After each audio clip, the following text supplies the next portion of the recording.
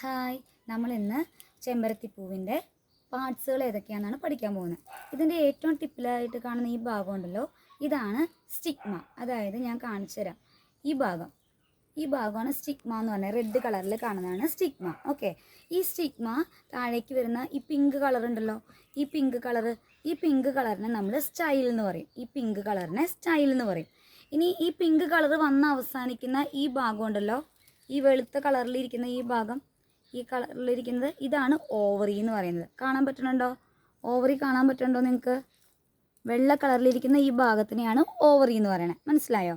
ഇനി ഇതിൻ്റെ ഈ റെഡ് കളറിലിരിക്കുന്ന ഇതെന്താണ്? എതളുകൾക്ക് നമ്മൾ പറയുന്നത് പെറ്റൽ എന്നാണ്. പിന്നെ അതുപോലെ തന്നെ ഈ പെറ്റൽസ് ഒക്കെ നിൽക്കുന്നത് ഒരു പച്ച കളറിനകത്തല്ലേ? കാണാമല്ലോ നിങ്ങൾക്ക് ഈ പച്ച കളറിനെ നമ്മൾ തലാമസ് എന്ന് പറയും, ഈ പച്ച കളറിനെ. ഓക്കെ, ഇനി അതിനകത്ത് തന്നെ ഈ പച്ച കളറിൽ നിൽക്കുന്ന എതളിൻ്റെ തൊട്ട് താഴെ നിൽക്കുന്ന ഈ ഭാഗമില്ലേ, ഇതിന് നമ്മൾ സെപ്പൽസ് എന്ന് പറയും. മനസ്സിലായോ? ഇത്രയും ഭാഗങ്ങളാണ് നമുക്ക് മെയിനായിട്ട് പഠിക്കാനുള്ളത്. അതുപോലെ തന്നെ ഈ മഞ്ഞ കളറിലിരിക്കുന്ന ഭാഗം ഉണ്ടല്ലോ, ഇതാണ് ആന്തർ.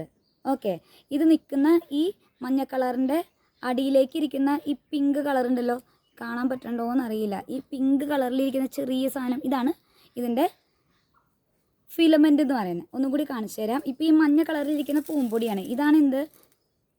ഇതിനെയാണ് നമ്മൾ ആന്തർ എന്ന് പറയുന്നത്. ഈ ആന്തർ നമ്മളിങ്ങനെ പൊട്ടിച്ച് കഴിഞ്ഞ് കഴിഞ്ഞാൽ നിൽക്കുന്ന ഈ പിങ്ക് കളറിൽ നിൽക്കുന്ന ഈ ഭാഗമില്ലേ, അതിൻ്റെ സ്റ്റോക്ക് പോലെ ഇങ്ങനെ നിൽക്കുന്ന ഈ ഭാഗം, ഇതാണ് ഫിലമെൻ്റ് എന്ന് പറഞ്ഞാൽ. അതുപോലെ തന്നെ ഈ ഭാഗത്തിന് നമ്മൾ സ്റ്റോക്ക് എന്ന് പറയും.